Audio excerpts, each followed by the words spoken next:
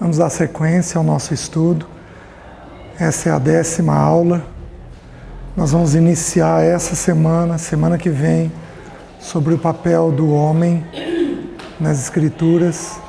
Antes de nós começarmos a ver os textos, eu gostaria de lembrar 2 versículos básicos.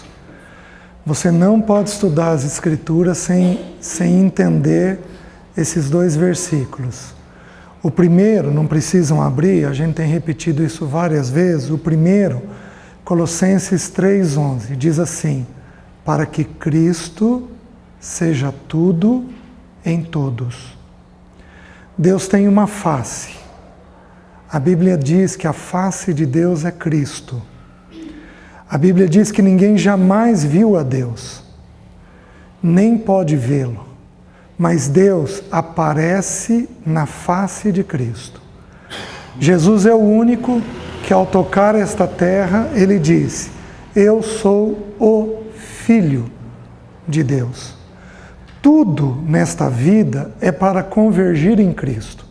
O livro de Efésios diz que um dia todas as coisas irão convergir em Cristo, ou seja, elas vão ser resumidas, convergidas, vão acabar em Cristo. A minha vida e a sua, todos nós, um dia estaremos diante de Cristo, do Verbo vivo, do Filho de Deus. Então, tudo que a gente estuda na Bíblia, eu tenho que estudar com essa mentalidade, com a mentalidade que Cristo tem que aparecer naquilo que eu estou fazendo. Se Cristo não for evidenciado naquilo que eu estou fazendo, aquilo não é o Evangelho. Nós não estudamos uma religião. Nós não pertencemos a uma igreja, a uma placa denominacional, digamos assim. Nós pertencemos ao Senhor, ao Evangelho. Então, o primeiro texto, para que Cristo seja tudo em todos. O segundo texto, falando aí de casamento, Efésios 5:31 diz assim: grande é este mistério, mas eu me refiro a Cristo e à igreja. Então, quando eu estudo o casamento nas Escrituras, a gente entende que o casamento é um mistério. O que é um mistério? Um mistério, ele é uma sombra, ele é uma verdade não esclarecida, ele é uma verdade ainda não revelada.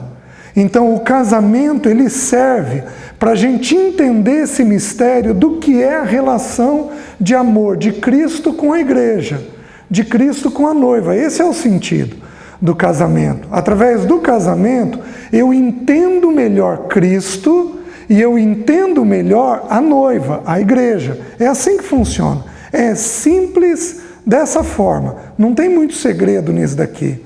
Por isso que, quando nós estudamos o papel da mulher, e a gente estudou que a mulher está ligada a formar pessoas para Deus, faz todo o sentido nas Escrituras. Não faz o sentido nesse mundo.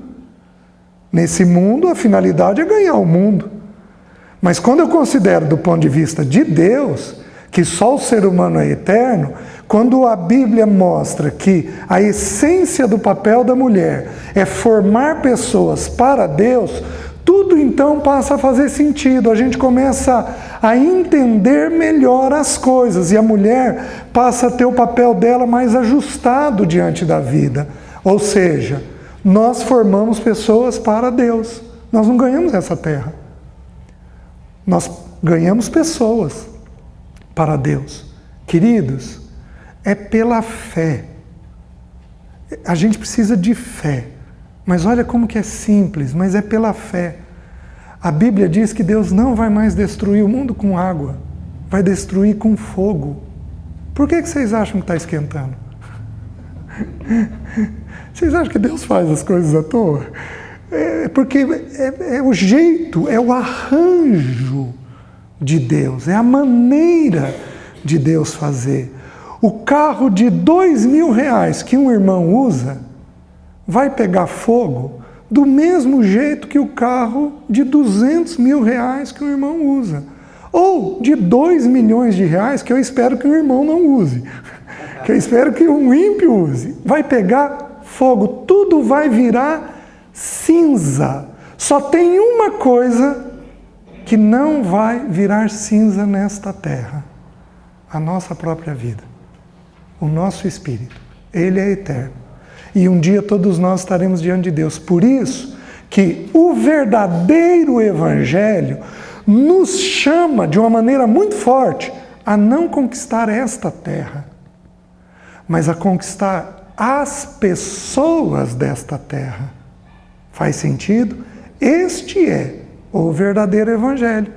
E o arranjo dos papéis do homem e da mulher tem esse grande chamamento, o grande chamamento de conquistar pessoas para Deus, ganhar pessoas para Deus. Com isso em mente, então fica fácil da gente entender a maneira pela qual o Senhor trabalha e Ele dispõe o casamento, os papéis dentro do casamento. Vamos lá. Gênesis 1, 28, nós já vimos que o governo de uma casa é conjunto, onde ambos têm o mesmo valor com papéis diferentes. Gênesis 2,18, nós já vimos também, onde o Senhor diz que não achava para o homem uma auxiliadora que lhe fosse idônea. Então nós já vimos também que o homem precisa de um auxiliar, ele precisa, alguém do lado dele. O que eu vou falar, ele beira o ridículo. Eu ouço desde que eu me converti, mas é uma verdade. A mulher não foi tirada da sola do pé para ser pisada, e a mulher também não foi tirada da cabeça para mandar. A mulher foi tirada do lado, porque ela é uma igual ao homem. Então, quando a Bíblia diz que o homem precisa de um auxiliar, a Bíblia não está sugerindo alguém inferior. A Bíblia está sugerindo alguém igual, do lado, mas com papéis completamente diferentes. Simples assim. Um papel diferente. Um homem que não sabe ouvir a sua esposa, ele é um homem orgulhoso, soberbo. Com isso eu não estou dizendo que ouvir significa atender, porque a mulher pode trazer coisas que não procedem do alto. Nós já vamos ver isso daí no capítulo 3. Mas um homem que não considera o que a esposa está colocando, isso é um sinal da parte do homem de falta de humildade. Porque Deus virou para Adão e falou assim: você vai precisar de alguém que te auxilie. Então é uma questão de completação. Quando nós não sabemos ouvir a mulher, nós podemos, aquilo demonstra dentro de nós uma atitude de soberba, de arrogância. Às vezes a arrogância é um pouquinho diferente de soberba, porque enquanto na soberba a pessoa se acha, na arrogância a pessoa pode pisar o outro e diminuir o outro. Então ele apenas não ouve, mas ele pode também diminuir aquilo que o outro está colocando, está falando, né? Então é uma atitude basicamente de falta de humildade, mas isso nós também já vimos. Como o governo é conjunto, o homem vai precisar aprender a ouvir a voz da sua esposa para discernir se o que ela está falando provém ou não do Senhor. Vocês estão entendendo? Então não importa o que o homem fala ou o que a mulher fala, importa o que Deus está falando, seja através do homem, seja através da mulher. Gênesis 3 ainda, do versículo 9 ao versículo 12. Adão, ele representa mais do que o homem. Adão representa a raça humana, o gênero humano, seja o homem, seja a mulher. Olha o que Deus fez com Adão logo depois que ele pecou. Adão, onde estás? Mas, meus queridos, é ridículo Deus fazer uma pergunta dessa. Porque quando Deus pergunta onde estás, Deus sabe onde Adão está. Mas ele pergunta para o homem onde está, porque quem precisava saber onde ele estava? O próprio Adão. Adão precisava admitir o que estava acontecendo com ele. Então, isso vale para todo o gênero humano. O gênero humano precisa saber exatamente onde ele está. Mas é muito curioso a pergunta ser feita para Adão. Porque, em geral, o homem, mais do que a mulher, precisa admitir as coisas que estão acontecendo com ele. Quem ele é, do jeito que ele é, como ele age. Adão, onde estás? O que você anda fazendo? O que você anda pensando? Tem coisa escondida na sua vida, Adão? Você está colocando tudo para fora? Você está admitindo os seus problemas, a sua realidade? Ou você tem guardado coisas e tem feito coisas escondidas? Adão, ele, quando percebeu que estava nu, ele cozeu folha de figueira. Lembra? O ser humano tem a tendência de esconder quem ele é. O ser humano tem a tendência de esconder quem ele é. A gente não gosta que luz seja jogada sobre a gente. E Adão representa isso. Ele tinha essa dificuldade de admitir quem ele era. E aí, ele responde: ouvi a tua voz no jardim, vi que estava nu, tive medo e me escondi. O medo é o primeiro sentimento que entrou na raça humana. Antes da tristeza, antes de raiva, antes de alegria, antes de frustração, de ansiedade, de angústia, o primeiro medo a ter entrado o primeiro sentimento a ter entrado na raça humana foi o sentimento do medo. Isso decorre de quando a gente se distancia do nosso pai. Mães, guardem isso, porque no mês de julho, uma das coisas que vocês vão perguntar é a respeito de medo de filho. Uma das coisas mais comuns de criança abaixo de 12 anos são crises de medo. E medo, via de regra, é ausência de pai. Via de regra, mas a gente vai conversar sobre isso daí com detalhes, de como é que a gente faz a leitura do que a criança está falando, trazendo, e como é que a gente tira a criança daquela crise. Via de regra é a ausência de pai. Adão, como ele tinha pecado e estava distante do pai dele, ele sim teve o sentimento de medo. Agora, quando Deus o questiona, Deus vira para ele e pergunta: você comeu da árvore que eu te ordenei não comesses? Deus, ele é perito em pôr a verdade na mesa. Porque Adão, eu ouvi a tua voz, eu vi que estava nu, eu tive medo, eu me escondi. E Deus resume o fato: Adão, você fez o que eu tinha dito para você não fazer? E como que Adão responde? Homens, os machos do nosso meio. Ele responde assim: a mulher que o Senhor me deu do fruto e eu comi. Adão era tão exímio em transferir que numa frase ele transferiu para duas pessoas: a mulher que o Senhor me deu. E Adão não assumiu responsabilidade.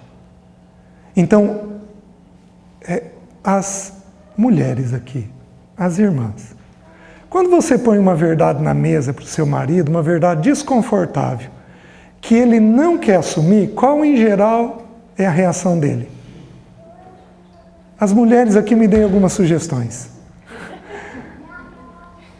Ninguém vai expor ninguém, porque todos nós somos iguais. Qual é a reação do homem? Começa se defendendo, explicando. E ele pode se defender de que outro jeito também, Bruna?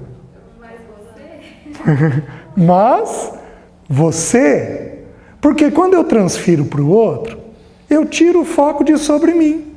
Mas, meus queridos, nós temos que entender uma coisa simples. Nós precisamos, sem acusação, nós precisamos ter a coragem de olhar a nossa verdade. Porque Deus só habita na verdade. Deus é luz. Deus é verdade. Se nós não tivermos coragem de lançar luz sobre a nossa verdade, nós estamos nos afastando de quem Deus é.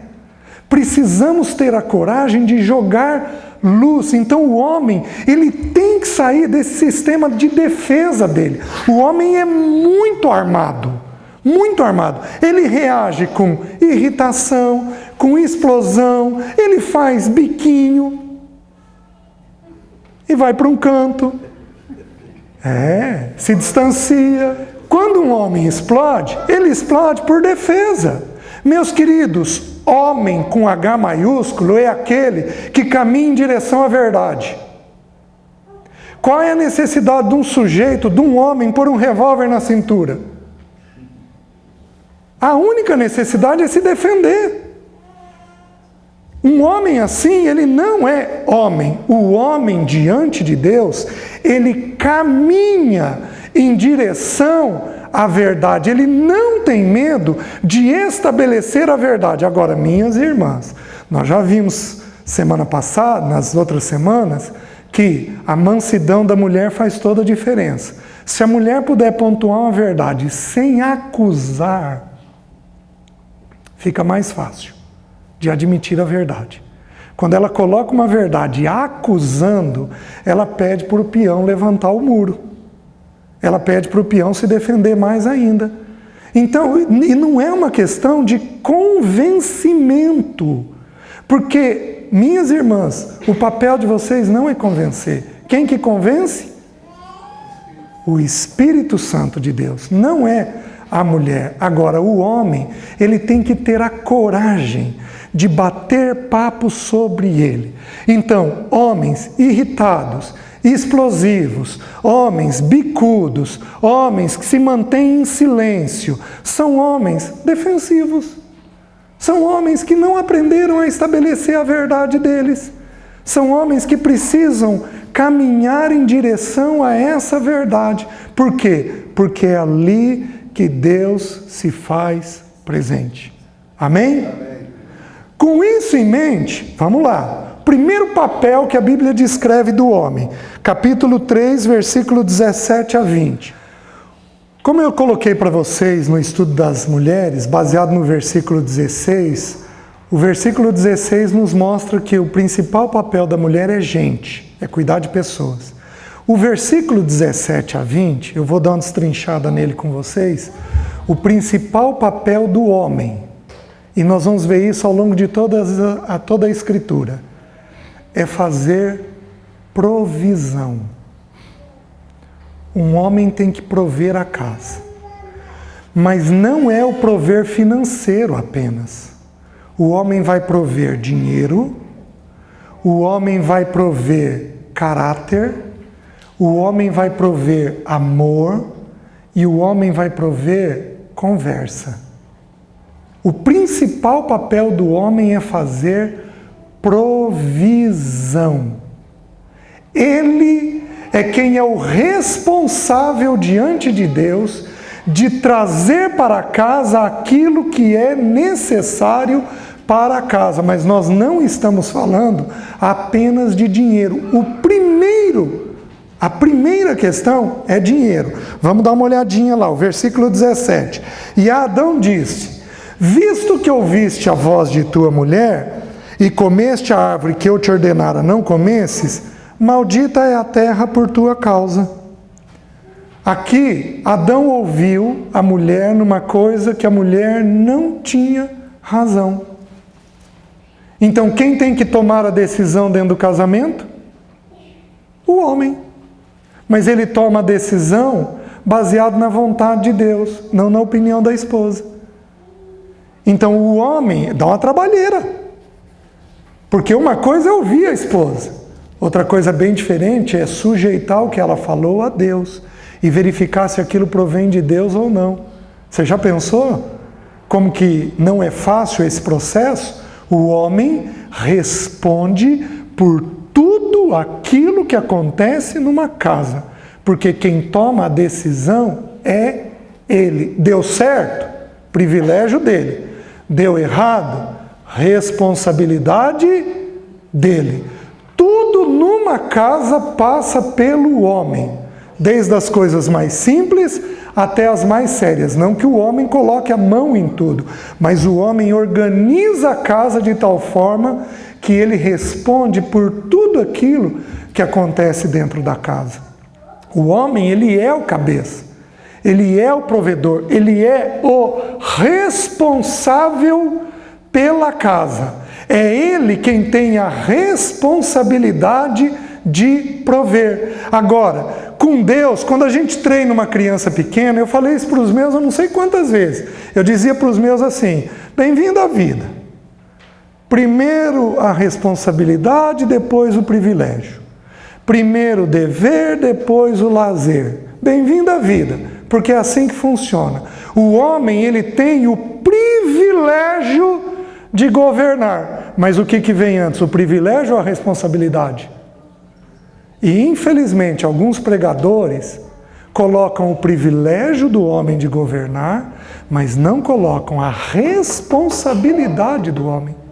Esse privilégio só é dado porque ele tem que prover todas as coisas que a casa tem necessidade. Faltou amor? Ele tem que prover. Faltou conversa? Ele tem que prover. Faltou oração? Nós vamos ver isso nas Escrituras. Ele tem que prover. Tudo que falar sobre falta dentro de um lar é papel de homem. Eu sempre considerei, na minha imaturidade, eu sempre considerei que o papel da mulher era muito difícil. Eu imaginava uma mulher dentro de uma sala de parto. Meus queridos, assim, não é para qualquer um. Tem que ser mulher para enfrentar isso daí. Eu sempre considerei que era uma coisa muito pesada, até que eu comecei a entender qual é o papel de um homem dentro da casa. Um homem, ele tem que trazer tudo aquilo que é necessário dentro do lar. A primeira coisa que é necessária, o primeiro ensino, é que o texto vai ensinando que ele tem o privilégio de governar, mas que ele também tem a responsabilidade diante desse governo. E aí o texto vai dizer assim: em fadigas obterás dela o sustento durante os dias de tua vida. Então Deus atrelou ao homem qual papel? Prover financeiramente o lar. Um homem que não pode prover um lar, o básico para duas pessoas, ele não deveria casar. Simples. Como eu já coloquei para vocês, eu sou um especialista em desfazer noivado. Uma das principais coisas que me levou a desfazer noivado, o que era? Você ter um homem que não é trabalhador. Ou você ter um homem que não é bem definido profissionalmente. Isso é um impedimento nas Escrituras. Porque se ele não puder prover a casa, quem que vai prover no início do casamento? Em geral, pai e mãe. E qual é a primeira ordem da Bíblia com relação ao casamento? Por isso, deixa o homem, pai e mãe, e se une à sua mulher, tornando-se os dois uma só carne. Ele não tem que ser rico, ele não tem que ter bens, mas ele tem que ser trabalhador, e trabalhador de tal forma que ele consiga prover a casa para duas pessoas. Os irmãos estão me entendendo? E hoje a gente vive um problema sério, porque os homens estão tão acuados, tão afastados do seu papel, eles têm medo das coisas. E isso é falta de pai, treinando os filhos homens. Filho homem tem que ser treinado para trabalhar, porque ele tem a responsabilidade de prover a casa. Essa responsabilidade não vai ser da mulher. Aí, deixa eu perguntar, a Bíblia está dizendo que é para a mulher trabalhar fora ou não trabalhar fora? Lembra que eu falei para vocês? A Bíblia não lança luz sobre esse assunto, mas a Bíblia definiu o principal papel da mulher em quê? Gente. E a Bíblia está definindo o principal papel do homem como quê? Provedor. A primeira coisa que ele vai prover todos os dias da sua vida. Vai prover dinheiro. E aí diz assim, e não apenas vai prover, olha o que a Bíblia diz, ela produzirá também cardos e abrolhos. No suor do teu rosto comerás o teu pão. Gente, nada disso existia antes da queda. O suor do rosto, nesse sentido, de algo pesado, difícil, o nosso trabalho é meio a cardos e abrolhos. O que é isso? É em meio a espinheiros, em meio a dificuldades. A gente trabalha e trabalha de que forma? Em meio a dificuldades. Que homem aqui um pouco mais velho não tem vontade, às vezes, de não ir trabalhar, de ficar em casa, mas simplesmente não tem condições de fazer isso. Ele precisa ir, porque o lar depende dele. Então o homem, ele chama para si essa realidade. Agora, nós entendemos o quê? Nós vivemos dentro da realidade que o Senhor nos deu. Com quanto você precisa para viver em 2 hoje? O problema é que a gente também estabelece muita necessidade. Quanto que eu posso... Qual é o salário de um homem que eu tenho que virar para ele e falar, com esse salário você não pode casar? Alguém tem alguma sugestão? Qual é o cálculo que a gente faz para se viver em 2 pessoas? É difícil esse cálculo?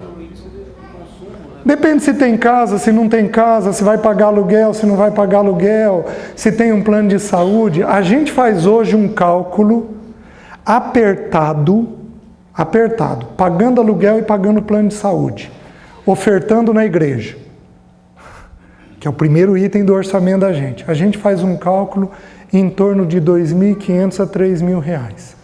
Mais ou menos esse cálculo para se viver em 2. Dá para viver com menos? Dá. Aí entra a estratégia do diabo. O diabo é um especialista em produzir necessidade. Porque à medida que produz necessidade, a gente precisa trabalhar mais. Ele é um especialista em produzir necessidade. Quem aqui tem filho abaixo de 8 anos de idade? Teu filho pergunta se você vai pôr comida na mesa? Por que ele não pergunta? Por que o teu filho não pergunta se vai ter comida na mesa? Porque ele sabe que o papai vai pôr comida na mesa. Como que funciona com o nosso Pai Celeste? Nós deveríamos simplesmente saber que Ele vai prover para nós aquilo que nos é necessário.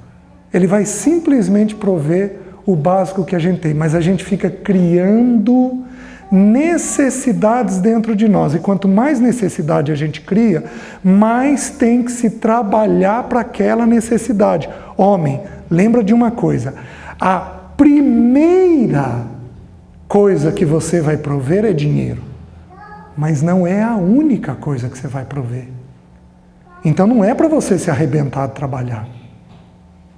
Porque se você se arrebentar de trabalhar, você não vai poder prover amor, como nós vamos ver um pouquinho mais na frente. O amor, ele precisa de tempo.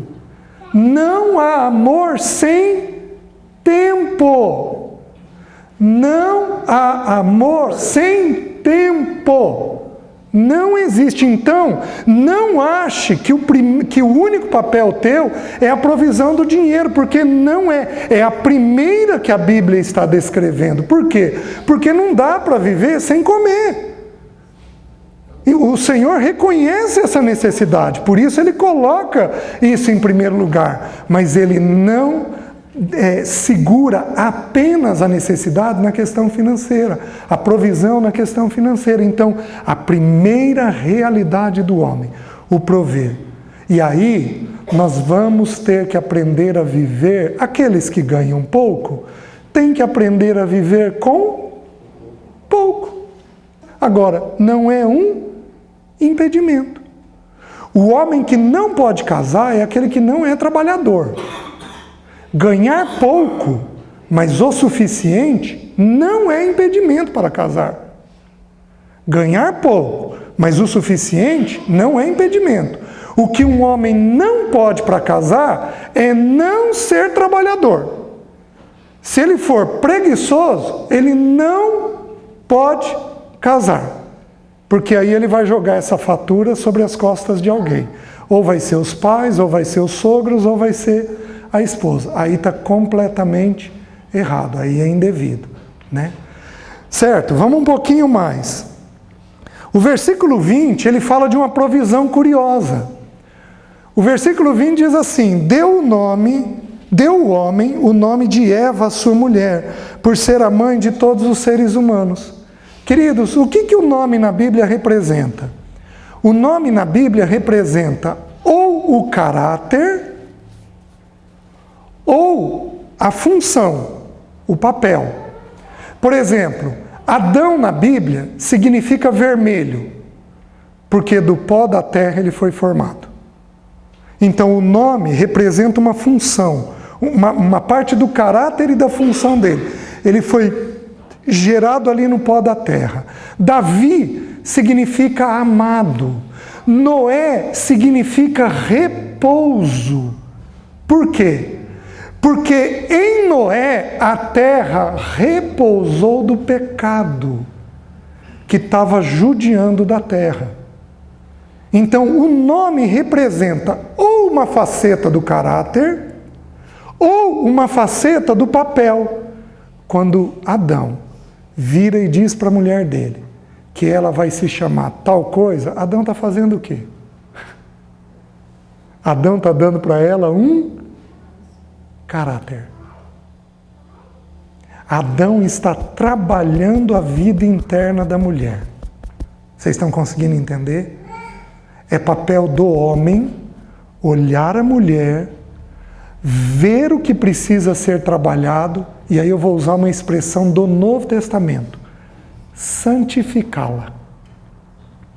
Separar o que é indevido.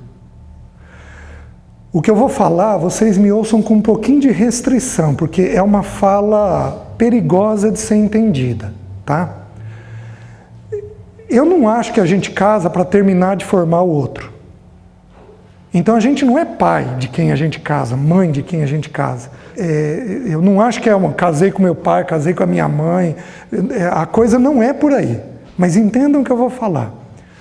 Todos nós, a gente vem para o casamento mal preparado. O lar da gente, por melhor que ele seja, ele não prepara a gente plenamente para o casamento. Por exemplo, tem mulheres que são secas. E se o papel da mulher é gente, ser seca é ruim. Tem homem que é indisciplinado, que trabalha demais, ou às vezes trabalha de menos, e isso vai ter que ser ajustado dentro dele. Então nós temos que entender que quando a gente casa, o parceiro não vem pronto. E qual é o nosso papel?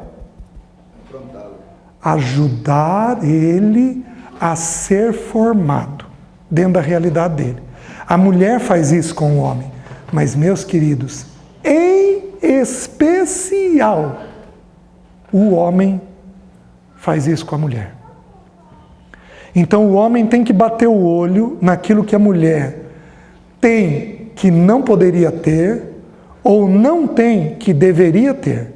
E o homem deveria trabalhar a mulher nisso daí. Mas isso vai ficar mais claro quando a gente for estudar o livro de Efésios. O texto lá, a porção de Efésios, que fala que é para o homem santificar e purificar a mulher. Então, o homem dá o nome para a mulher, ele dá o caráter da mulher. Mulher, me diz uma coisa que você que você não pode ser. Me dá uma sugestão.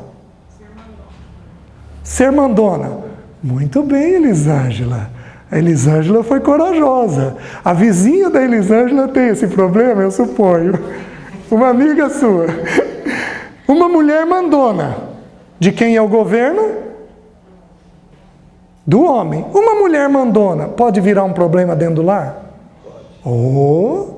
E dos grandes. E um problema dos grandes. Pode virar um problema?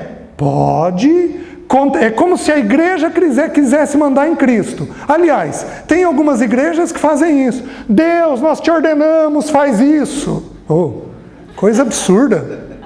Como se a igreja quisesse mandar em Deus. Não pode ser assim. Mas existe isso. Inclusive dentro da igreja. Tá bom. O que o Admir tinha que fazer com a Elisângela? É verdade. Desculpa, Elisângela. É verdade. O que o Admir deveria sugerir para o marido da amiga da Elisângela? Vem cá, querida. O governo é meu, não é teu. Abri os textos bíblicos. Isso daqui vai fazer mal para você. Eu suponho que não é maldade tua, querida, você fazer isso. Eu suponho que é a tua formação que foi indevida. Mas esse é o modelo da Bíblia, esse é o modelo que nós vamos seguir. Vem cá, vou orar com você. Mas César, se o homem for omisso, essa mulher vai desesperar. Mulher, entenda o que eu vou te falar. Mas entende isso. O reino de Deus é completamente diferente do reino dos homens. No reino dos homens, fazer um papel que a gente não foi chamado tem mérito. No reino de Deus, não. Fazer um papel que eu não fui chamado significa desobediência. Então a mulher tem que aprender a se manter apenas dentro do seu papel. Ela faz o seu papel. Ah, mas vai faltar. Ela faz o seu papel. Quem é o pai e o marido das viúvas? Deus. Tem viúva de marido vivo. Tem homem que é omisso a tal ponto de expor a mulher. Deus vai se encarregar de ajudar essa mulher nas coisas que acontecem. O que ela não pode é assumir um papel que não lhe pertence. Vocês estão me entendendo? Isso significa desobediência. Se eu entrar no papel do seu Osvandir, eu estou desobedecendo a Deus, porque Deus deu as minhas tarefas, não me deu as dele. Na parábola dos talentos, o Senhor distribuiu 5 para um, 2 para outro, 1 para o outro, segundo a capacidade de cada um. No final das contas, ele chama o de 5 e o de 2 e diz assim: servo bom e fiel, foste fiel no pouco, sobre o muito te colocarei, entra no gozo do teu Senhor. Porque o de 5 multiplicou, o de 2 multiplicou 5, o de 2 multiplicou, porque a gente só faz o papel que Deus nos atribuiu, nós não fazemos o papel do outro. Onde é delicado, que no mês de julho eu vou responder, como é que uma mãe faz para governar a vida dos filhos sem ser o cabeça? Então vocês vão segurar isso daí para o mês de julho, porque tem situação que é urgentíssima, que a mãe tem que intervir. Aí eu vou explicar para vocês como é que a gente intervém sem sair do nosso papel. Então aquela parábola, ela mostra um ensino que Deus premia a fidelidade. Tudo aquilo que Deus pediu para você, não abram. 1 João 5,3. Os meus mandamentos não são penosos. O que Deus pede para uma mulher não é penoso. Só que se uma mulher for fazer o que Deus não pediu, aquilo vai pesar. Se uma mulher começar a ser o cabeça da casa, aquilo vai pesar. Ela vai começar como cabeça, terminar irritada. Porque aquilo não é papel dela. Não é papel da mulher. Então a mulher tem que aprender a se manter dentro daquilo que Deus determinou para ela. Nem menos e nem mais. Vocês estão conseguindo entender isso?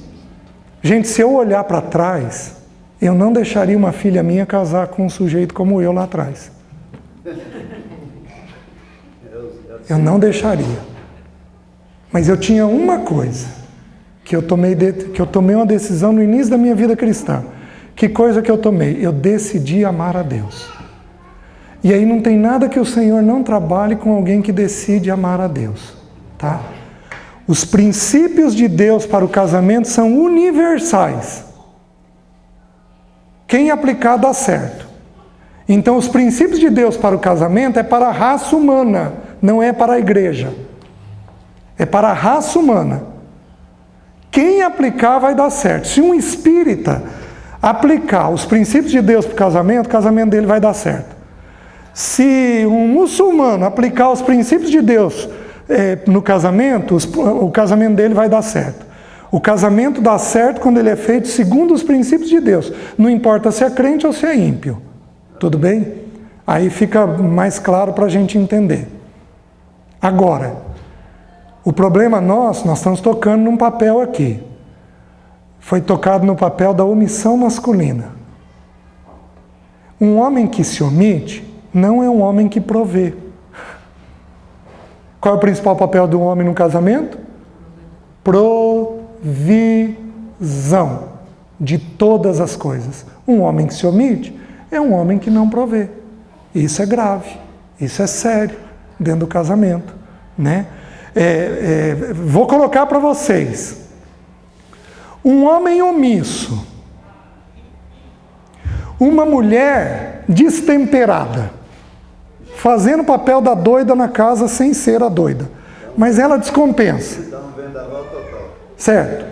Dos dois, o homem omisso, a mulher destemperada, qual é mais grave?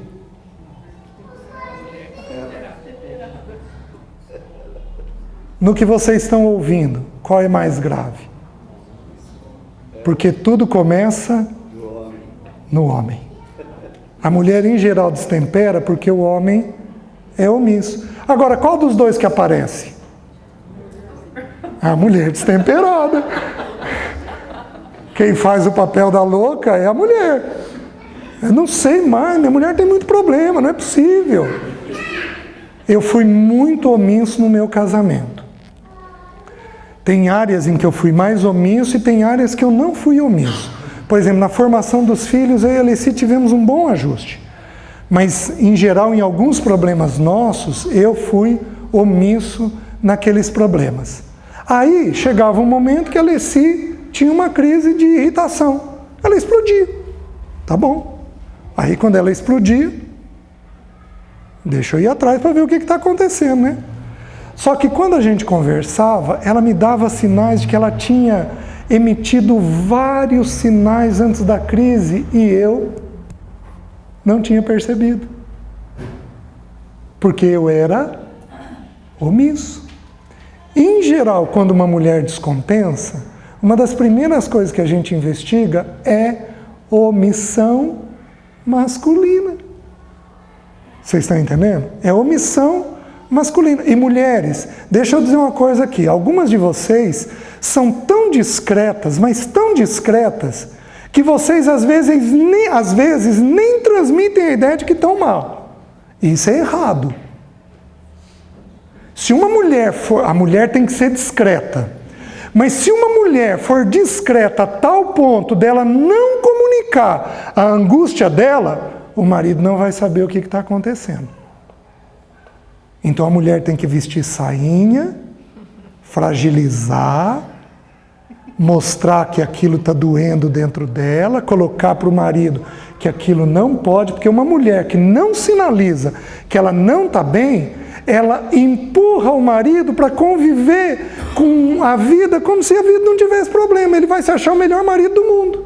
Isso também é errado. A mulher, ela tem que absorver a dor, mas não pode absorver demais. Então, os extremos.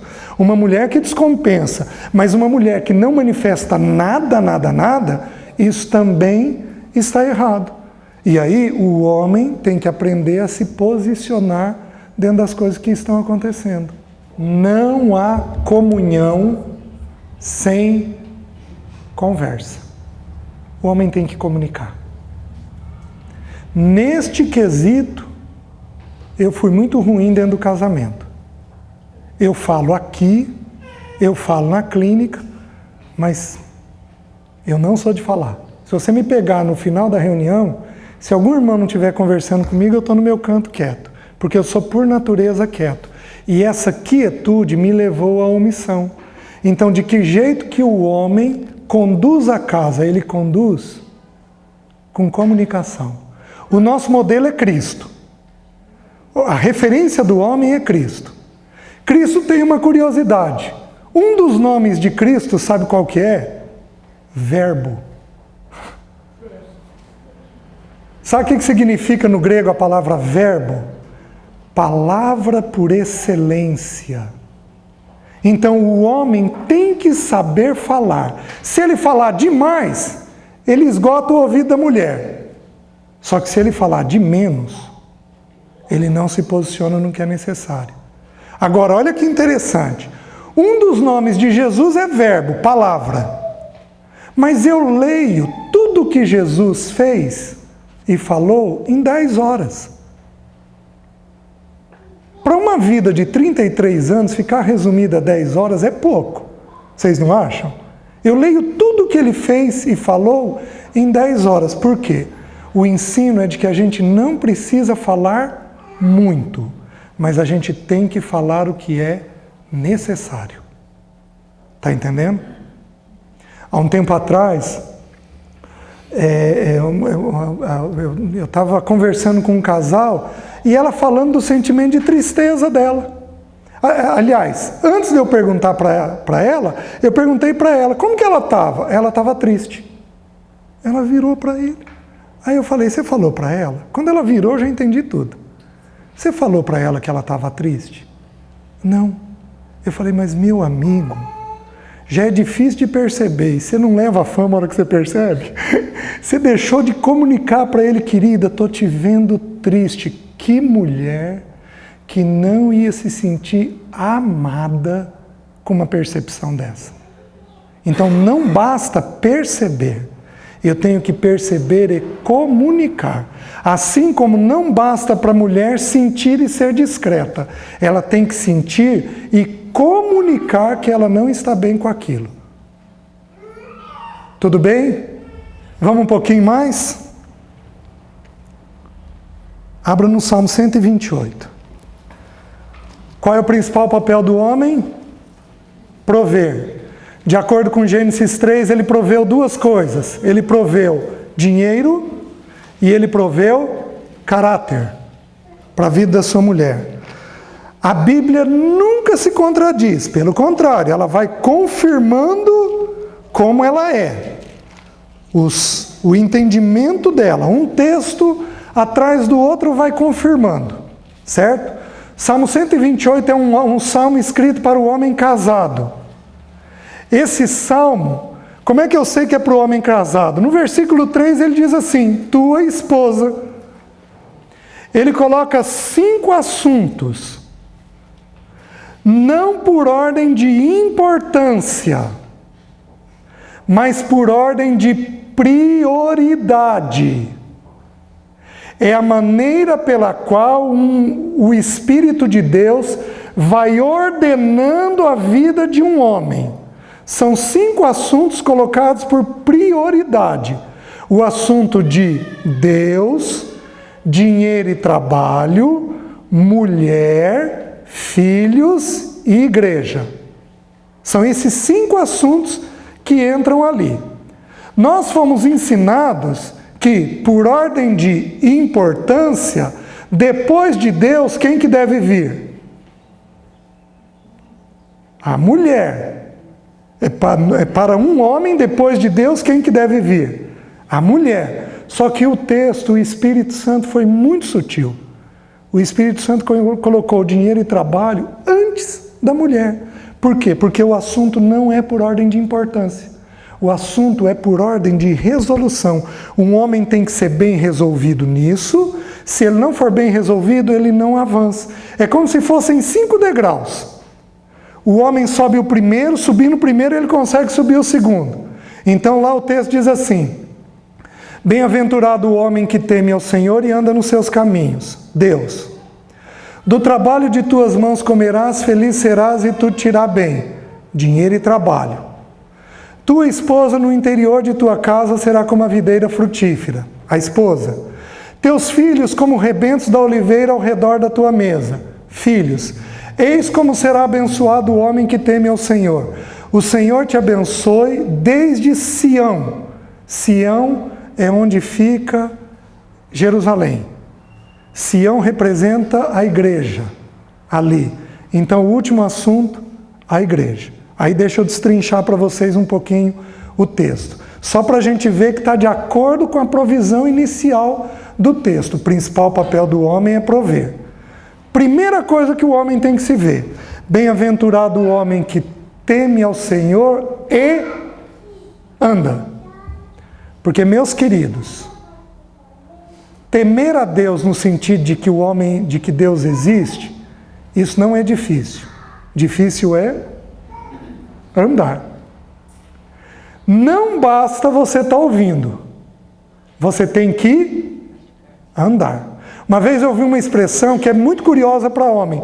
Tem homem que tem o ministério do sino. Sabe o que é o ministério do sino? O sujeito fica fora da igreja, batendo o sino, chamando todo mundo para dentro da igreja, mas ele mesmo não entra. Mulher, vai lá na igreja. Isso mesmo, você tem que ir. É importante fazer. Nossa, é importante ler a Bíblia. É isso mesmo. Ora lá. Pede para o pastor lá para você orar. Tem que orar por esse e por esse assunto. Mas ele mesmo nunca faz uma oração. Esse não é o princípio. Um homem, segundo Deus, se ele crê que Deus existe, ele tem que começar a dar passos diante de Deus. Bem-aventurado o homem que teme e anda. Ele tem que começar a tomar decisões, a fazer. Meus queridos, quantos anos um homem omisso vai aprender a ter uma posição adequada? Talvez 5 anos, 10 anos. Só que toda grande obra tem que ter um pequeno começo. Você não edifica um prédio de 50 andares se você não fincar uma estaca, dizendo, é aqui que nós vamos passar o fio, é aqui que nós vamos fazer o buraco. Toda grande obra tem que ter um bom começo. Só que, homem, o que eu vou falar é para você. Deus vira e diz assim, onde estás? O homem tem que ser corajoso de virar e falar, eu tenho essa deficiência, eu tenho esse problema, eu sou omisso, eu sou iracundo, eu sou indisciplinado, eu sou inflexível, eu sou falante, eu sou quieto. O homem tem que ter a coragem de virar e falar, eu sou assim, eu tenho isso de virtude, mas eu tenho isso de defeito, porque é em cima disso que o Espírito de Deus vai trabalhar. Então, o que o Espírito está fazendo com você? Ele está lançando luz sobre quem você é. O teu passo é temer e andar. Senhor, eu temo a Ti. E eu quero começar a corrigir esse problema que eu tenho. Senhor, dá-me graça de corrigir esse problema que eu tenho. Né? Eu era altamente indisciplinado. Eu tinha disciplina na minha vida só para uma coisa: trabalhar. Era a única disciplina que eu tinha. Eu não tinha disciplina para outra coisa. E aí o Senhor precisou tocar em mim de muitas formas, até me quebrar. E eu aprender que a vida não é só trabalho, que tem muito mais coisas na vida além do trabalho. Porque o primeiro ponto então é Deus. O segundo, do trabalho de tuas mãos comerás. Feliz serás e tu te irá bem. Queridos, por que Deus colocou o dinheiro e o trabalho antes da mulher e dos filhos? Parece ilógico. Como é que o Espírito faz isso? Presta atenção, as mulheres vão me responder. Se um homem trabalhar demais, ele presta atenção em você? Não. Se um homem trabalhar de menos, ele te coloca em situação complicada? Então, se o homem não aprender a se ver em trabalho, ele não percebe a mulher. Ele não percebe a mulher. Isso é um complicador. Aí eu vou mais longe. Se um homem for, vamos falar de dinheiro, se um homem for gastão e se endividar, ele vai ficar irritado e vai deixar de te perceber? Vai. Se ele for avarento, mochiba, preocupado demais em guardar, ele vai te perceber? Não. Qualquer uma das duas realidades, de dinheiro e de trabalho, se o homem não aprender a lidar, ele não consegue perceber a mulher e os filhos. Eu sou um privilegiado, eu ouço histórias de tragédia e ouço histórias de milagres.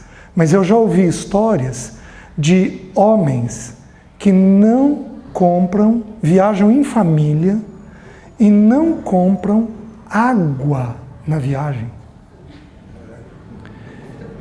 Eu estou falando de viagem cara.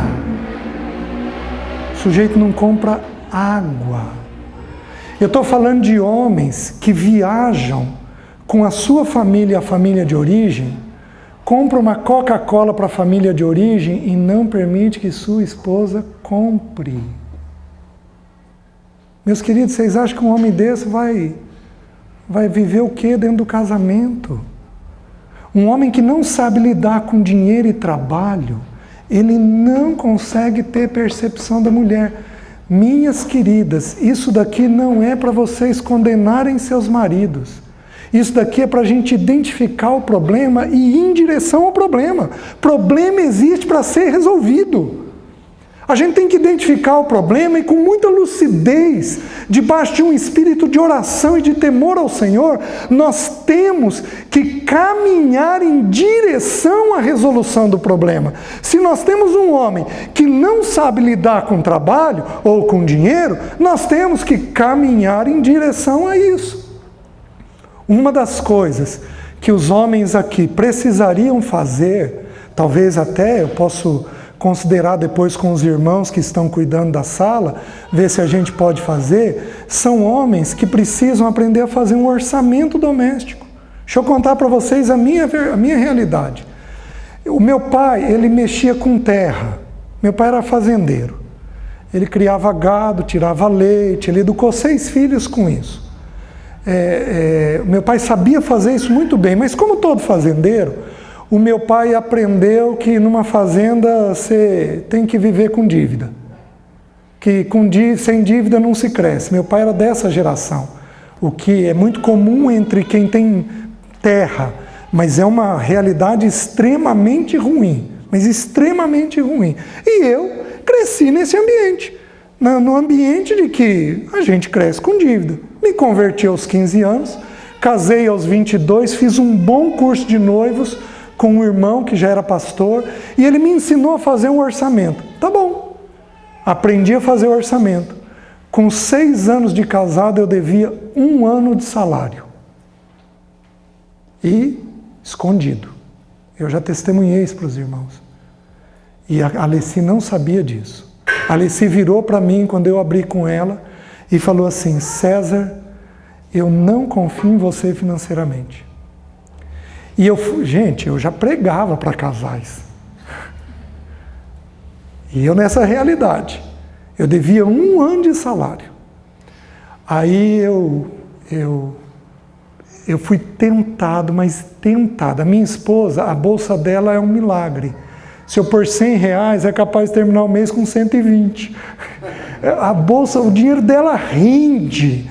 Mas rende, ela faz muita coisa com o dinheiro dela. Eu não sei porque que eu não pôr dinheiro na bolsa dela, né?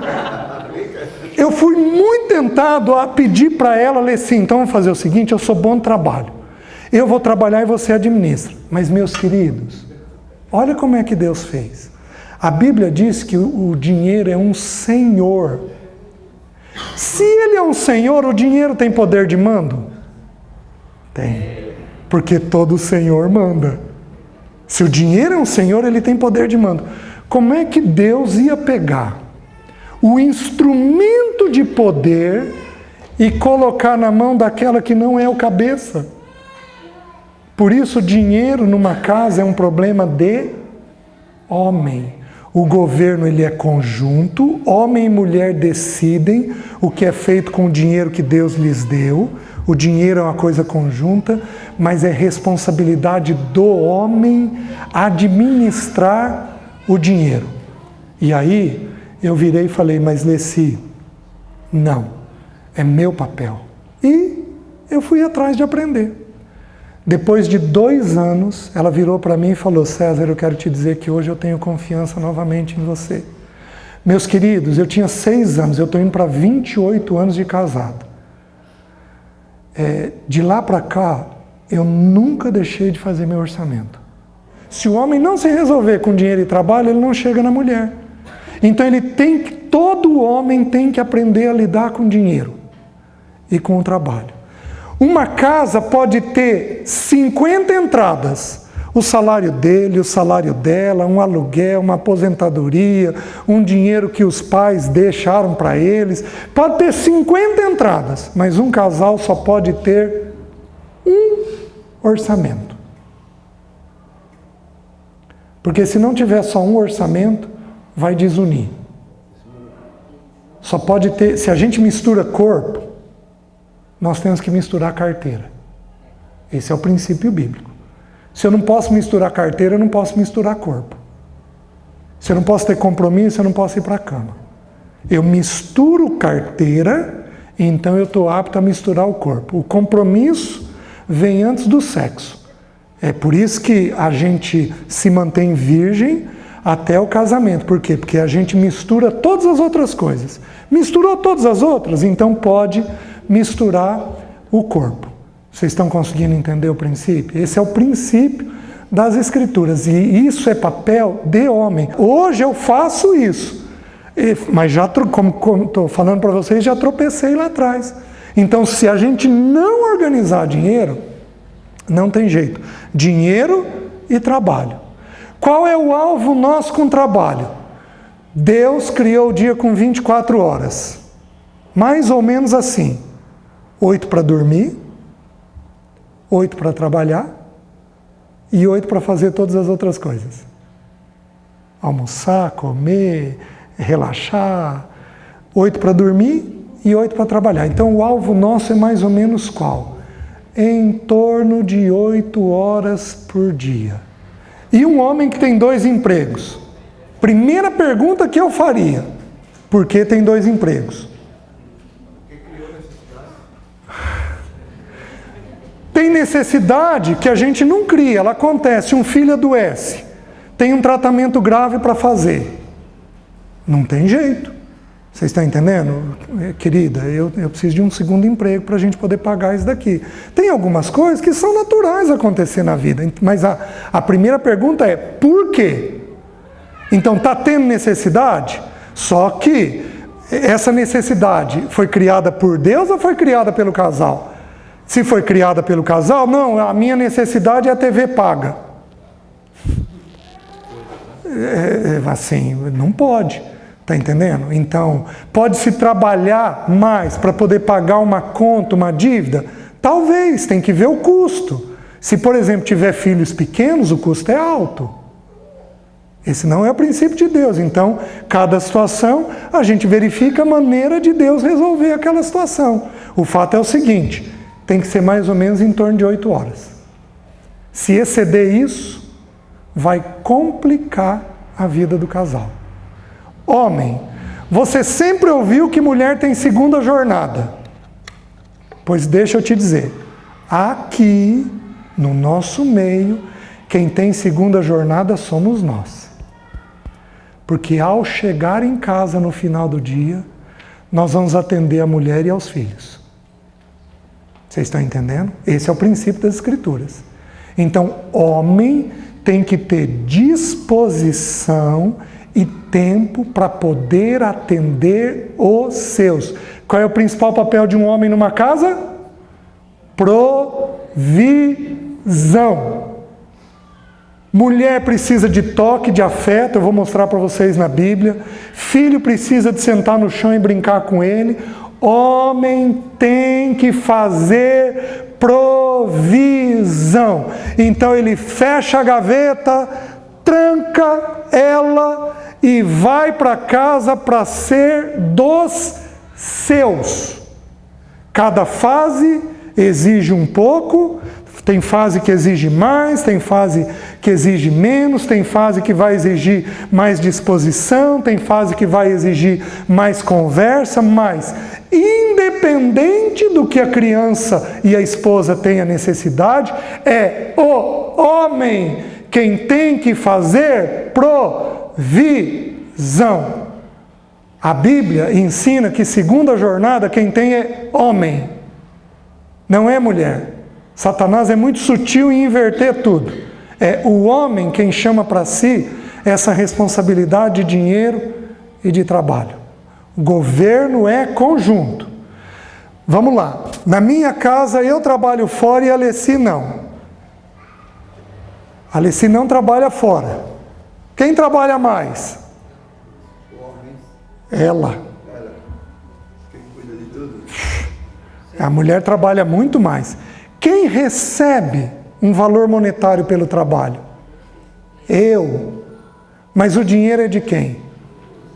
Dos dois. Então o governo ele é conjunto. O homem administra conversando com a mulher sobre as coisas.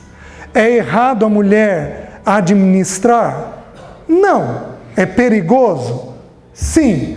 Porque se a mulher começar, vamos lá, a mulher toma decisão financeira, o casal ganha 5 mil, e mulher, está aqui os 5 mil, você administra os 5 mil ao longo do mês. Quem que vai começar a tomar a decisão? Ela. O que comprar, como comprar, o que fazer, do jeito que fazer, é ela que está tomando. À medida que ela vai tomando decisão, ela vai vestindo calça. Ela vai assumindo papel de homem. O problema é que essa função leva ela próximo da função do homem. Vocês estão conseguindo entender? E ela gradativamente vai assumindo um peso que não lhe pertence, que pertence ao homem. O homem pode virar, como eu já fiz muitas vezes.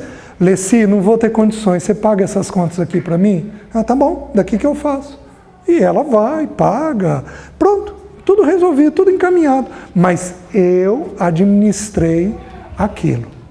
Um homem que deixa isso por conta da mulher, ele está pedindo para essa mulher começar a mandar dentro da casa.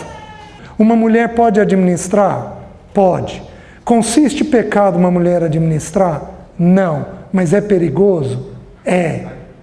Fez sentido? Só é perigoso. Ela vai ter que ter muita disciplina para não assumir coisas indevidas. Amém? Amém. Semana que vem a gente avança. Mulher, filhos e igreja.